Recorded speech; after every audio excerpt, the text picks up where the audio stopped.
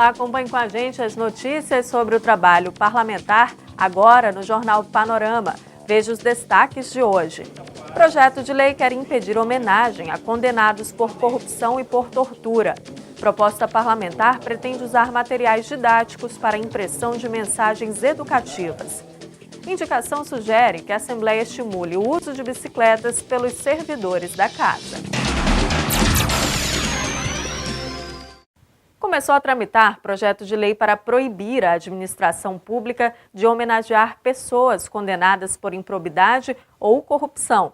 A proposta também abrange aqueles que praticaram tortura, violação de direitos humanos, exploração de trabalho escravo e maus tratos a animais. Se virar lei, pessoas nessa situação não poderão dar nome a ruas e prédios públicos, nem receber qualquer tipo de honraria do poder público. O deputado Sérgio Majeski é autor da matéria. Aqui se faz homenagem, se cede título de cidadão ou se homenageia de outras formas, enfim, tem uma série de medalhas que são entregues aqui. Nós vivemos num tempo em que nós temos que privilegiar a ética, a moral, o republicanismo, o exercício da cidadania em alto nível. Então, ao homenagear numa casa, que é a casa do povo, que é aquela que deve primar pela lei, pelo cumprimento da lei, me parece um contrassenso você homenagear quem já foi condenado por corrupção ou qualquer outro tipo de crime. Então, isso é uma forma de dar exemplo, de que se valoriza a cidadania plena de um cidadão, de uma autoridade, enfim. E não fatos pontuais e que esteja, por um fato ou outro, se desculpando aquilo que um crime que a pessoa tenha cometido, Então, é no sentido de uma moralização e de contribuir no momento em que o país vive uma turbulência, uma crise profunda, não só econômica, mas uma crise política, ética, moral, uma crise de falta de republicanismo, de falta de comprometimento com a coisa pública. Nós temos que encontrar todos os mecanismos para impedir que o crime, de alguma forma, seja vangloriado, que aqueles que cometem crime, que logo sejam perdoados e que isso seja esquecido e ainda sejam loreados com homenagens. Aproveitar as contracapas de livros, apostilas e outros materiais didáticos pagos com recursos públicos para incluir mensagens educativas. A proposta é do deputado Bruno Lamas. Mensagens que tratam os valores importantes para um convívio em sociedade, em convívio em família, buscando justamente resgatar esses valores tão distorcidos. Então, toda vez que nós temos oportunidade de falar sobre o respeito, sobre a boa conduta, a boa convivência, sobre o combate ao uso de drogas e os seus malefícios, todo tipo de mensagem educativa é muito bem-vinda, porque é a informação que chega de forma pontual para os nossos estudantes, na tentativa e buscando dar a nossa contribuição, mais uma contribuição na formação de um cidadão melhor e de uma sociedade melhor, com mais respeito, com mais paz, atrás de um Estado melhor e de um Brasil melhor. O projeto foi devolvido, mas como o autor recorreu, a iniciativa continua em análise. Estimular os servidores da Assembleia a utilizarem bicicletas como meio de transporte e de atividade física saudável. A indicação do deputado Amaro Neto foi feita à presidência da casa. Já existem servidores aqui dessa casa que já utilizam a bicicleta como meio de locomoção. E a gente precisa incentivar essas políticas públicas. E o que acontece com isso? A partir desse momento que eu vi alguns servidores que utilizam a bicicleta como meio de transporte para vir para o trabalho, comecei a discutir com eles o que nós temos aqui na casa, qual a estrutura que é colocada na casa.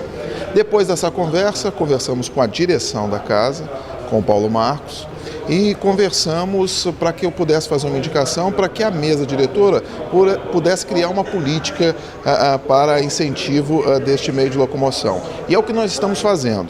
Nesse primeiro momento, a conversa com alguns dos servidores, conversa também com a direção da casa para melhorias aqui, para que a gente possa ter bicicletário, vestiários e tudo mais, e a partir do momento construir junto com a casa e com a mesa diretora uma política aqui para a nossa casa legislativa. Tenho estudado muito sobre mobilidade e em alguns estados existe o pensamento de utilizar a bicicleta como intermodal. No caso, vamos pensar no Espírito Santo, você utilizar a bicicleta e ir até o terminal do Transcol, atravessar a ponte e vir trabalhar. Mas em algumas regiões próximas, já tem um estudo que se você conseguir fazer um percurso de 10 quilômetros, no máximo 10 quilômetros de bicicleta, além de ganhar saúde, você pode economizar e ainda por cima tirar ainda mais um veículo das ruas. Por isso, eu achei importante começar aqui por essa casa. Já a indicação do parlamentar Guerino Zanon sugere ao governo do estado a construção de um complexo esportivo em Linhares. A proposta contempla um estádio de futebol com capacidade para 10 mil pessoas e uma praça esportiva olímpica. Praça esportiva sempre é bom, em qualquer local. É uma maneira da gente socializar e oferecer condições aos talentos de crescerem na atividade esportiva, que fizerem suas opções, que tiverem mais habilidades. E nós já temos um estádio, já foi construído um aqui na Grande Vitória para atender toda a região central, que é o Kleber Andrade, para 21 mil pessoas, 21 mil torcedores, que além de jogos, oferece também a oportunidade de se fazer grandes eventos. E precisamos levar o mesmo projeto, não nesse tamanho, para 21 mil pessoas, mas um projeto onde possamos também receber jogos, tanto locais como nacionais, um no sul e outro no norte. E Linhares é um ponto que mais centraliza, tá, toda essa região norte e noroeste. Então aí se justifica o nosso pedido. E a pista olímpica é um desejo de todos. Precisamos ter uma pista de atletismo aonde voltemos no estado do Espírito Santo a oferecer as condições aos nossos atletas. Temos grandes atletas na área do atletismo e, infelizmente, temos 2 ou 3 pistas mais centralizadas aqui na Grande Vitória. Deputado Padre Honório comenta a iniciativa de uma escola de formação política voltada para a comunidade. O curso está presente em 22 municípios capixabas e não tem ligação partidária. E quem cumprir a carga horária estipulada vai contar com certificação do IFES. São 22 escolas. Então essas escolas, elas estão localizadas nos municípios. Então Nova Venécia tem uma escola, Barra São Francisco tem outra, Pinheiro tem outra, Montanha tem outra. São 22, principalmente no norte do estado.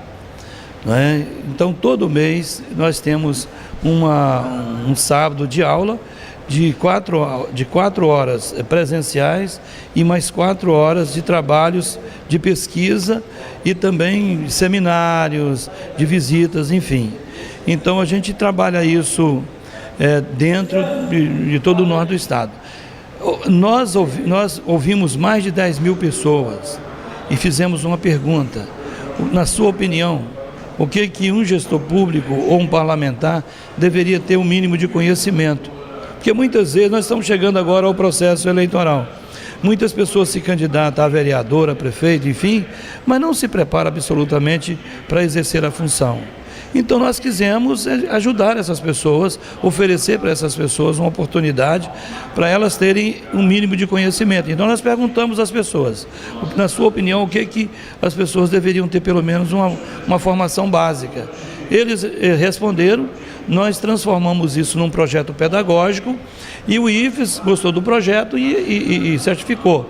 Então, no final do ano, nós estaremos, o IFES estará emitindo o certificado para todas as pessoas que tiveram o mínimo de 75% de presença na escola. Eu acredito que deve girar em torno de 800 a 1.000 pessoas que estarão recebendo o certificado no final do ano. A ausência de políticas públicas voltadas para mulheres voltou a ser assunto de pronunciamento. Deputado Marcelo Santos quer a instituição de mais ações voltadas para o gênero feminino. Nós temos aí a liderança de um ranking que é negativo, onde a violência doméstica contra a mulher, Cariacica é líder no nosso estado e uma das lideranças no país.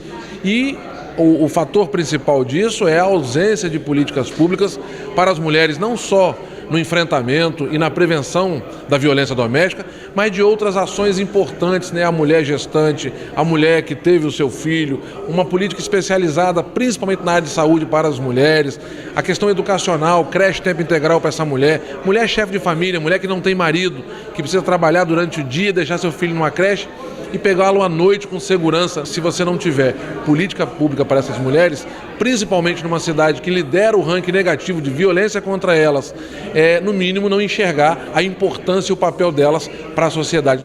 Mães de bebês prematuros estão mais perto de ter a licença maternidade ampliada. A proposta foi aprovada pelo Senado, mas para virar lei precisa também da aprovação na Câmara dos Deputados. Esse é o assunto do Plenário do Povo de hoje.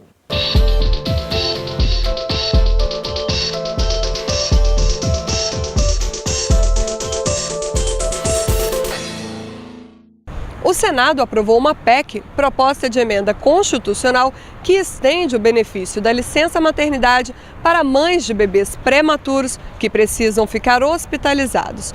Com a nova lei, o número de dias que o recém-nascido permanecer internado será incorporado à licença, que não pode passar de 1 ano.